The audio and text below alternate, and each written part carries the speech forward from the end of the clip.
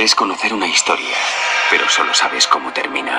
Para llegar al núcleo de la historia, tienes que volver al principio.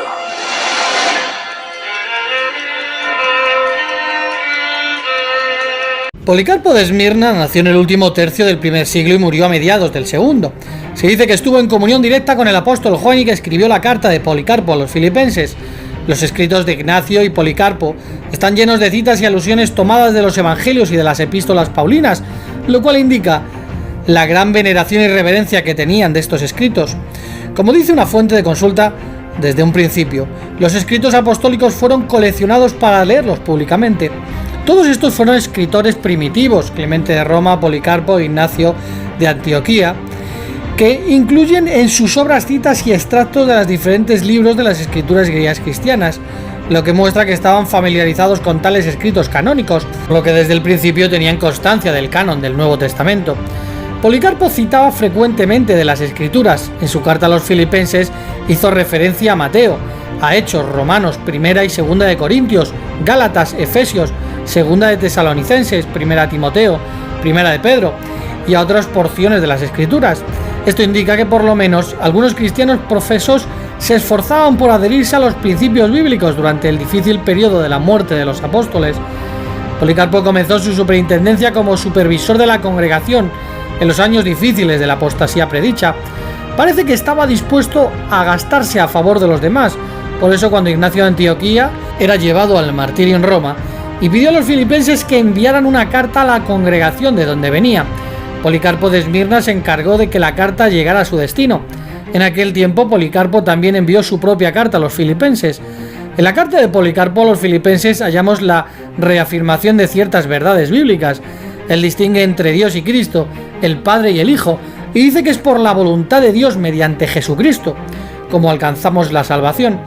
Policarpo amonesta contra el amor al dinero y recuerda a sus lectores que los fornicadores y los hombres que se acuesten con hombres no heredarán el reino de Dios. También exhorta a las esposas a amar a sus esposos y a los ancianos a ser compasivos y misericordiosos. Insta a todos a ser celosos, al ir tras lo bueno. Finalmente, Policarpo suplica que el Dios y Padre de nuestro Señor Jesucristo y Jesucristo mismo, quien es el Hijo de Dios y nuestro sumo sacerdote eterno, los edifiquen en la fe y en la verdad, en toda mansedumbre, amabilidad, gran paciencia, autodominio y fuerza. Durante el siglo II, algunos comenzaron a cambiar la fecha de la conmemoración. La empezaron a celebrar el primer día de la semana, que ahora es el domingo, en vez de hacerlo en la fecha correspondiente al 14 de Nisan. Policarpo también abogó por que se celebrase el 14 de Nisan como se estipula en la Biblia. Aunque en Asia Menor, muchos siguieron la costumbre apostólica, en Roma se escogió el domingo para esta celebración. Alrededor del 155, Policarpo de Esmirna, un representante de las congregaciones de Asia, viajó a Roma para analizar esta y otras discrepancias. Lamentablemente no se llegó a ningún acuerdo. Ireneo de León escribió en su carta: ni Aniceto, de Roma, podía convencer a Policarpo de no observar el día como que siempre lo había observado, con Juan, discípulo de nuestro Señor, y con los demás apóstoles con quienes convivió, ni tampoco Policarpo convenció a Aniceto de observarlo, pues este decía que debía mantener la costumbre de los presbíteros, antecesores suyos. Nótese que se dice que Policarpo basaba su posición en la autoridad de los apóstoles, mientras que Aniceto, episcopo de Roma, se dejaba guiar por las costumbres de los presbíteros de Roma que le habían antecedido, mostrando cómo algunos ya se estaban corrompiendo con la gran apostasía. Aniceto no impuso supuestas pretensiones de primacía sobre Policarpo, pues según la Iglesia de Roma era papa, y estos enseñan que es infalible en lo doctrinal. Sin embargo, Policarpo a su vez sostiene ante Anacleto lo que en conciencia cree, basado en las Santas Escrituras. A la vista de esto, Víctor, que presidía Roma para finales del siglo II, intentó inmediatamente cortar la comunión como heterodoxas a todas las diócesis de Asia, junto con las iglesias colindantes, y las condenó en cartas que anunciaban la total exclusión de comunión de todos los hermanos allí. El precedente sentado por Aniceto para resolver sus diferencias con Policarpo, buscar la paz y la concordia, es pasado por alto por Víctor, para solventar sus diferencias por el mismo problema, la fecha de la Pascua, con los obispos orientales. Las palabras de ellos reprendiendo enérgicamente a Víctor, siguen existiendo. Entre ellos estaba Irineo, que escribió en nombre de los cristianos que le supervisaba en la Galia, aunque mantenían que el ministerio de la resurrección del Señor debía ser celebrado solo en el día del Señor. Sin embargo, exhorta a Víctor que no corte de la comunión a las iglesias enteras de Dios por seguir la tradición antigua, concluye Eusebio de Cesarea. Todos estos guardaron el 14º día del mes como el comienzo de la fiesta, sin desviarse y en conformidad con el Evangelio. Y también yo, Polícrates, el menor de todos vosotros, vivo según la tradición de mis parientes, algunos de los cuales he seguido. 7 de ellos fueron obispos y yo soy el 8º. Por tanto, hermanos míos, yo que he vivido 75 años en el Señor, he consultado con los hermanos de todas partes del mundo y he estudiado toda la Sagrada Escritura. No temo las amenazas porque mejores hombres que yo han dicho: es necesario obedecer a Dios antes que a los hombres. Obedeciendo este mandato bíblico, los cristianos verdaderos celebraban esta observancia todos los años, el 14 de Nisán.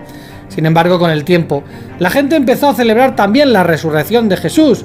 Dice la Nueva Enciclopedia Británica: los primeros cristianos celebraban la Pascua del Señor al mismo tiempo que los judíos, durante la noche de la primera luna llena del primer mes de primavera, el 14 de Nisán.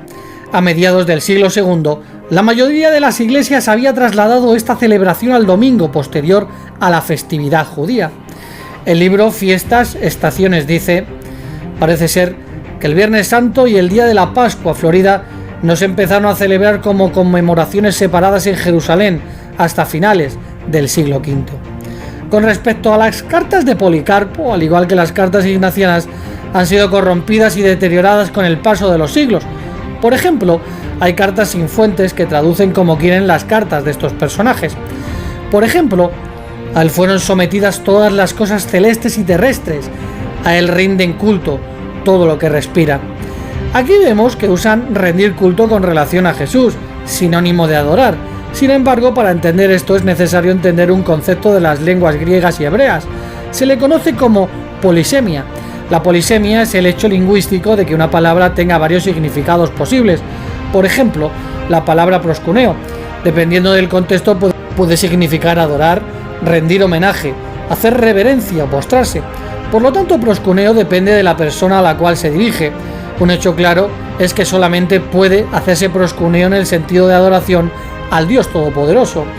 Entendiendo este punto, podemos ver cómo otras editoriales y fuentes académicas traducen el mismo pasaje de Policarpo: porque habéis creído en aquel que levantó a nuestro Señor Jesucristo de los muertos y le dio gloria, y su trono a su diestra, al cual fueron sometidas todas las cosas en el cielo y en la tierra, al cual toda criatura que tiene aliento sirve. El propio Jesucristo dijo a quién debemos adorar.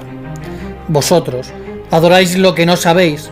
Nosotros, se mete Jesucristo, adoramos lo que sabemos porque la salvación viene de los judíos.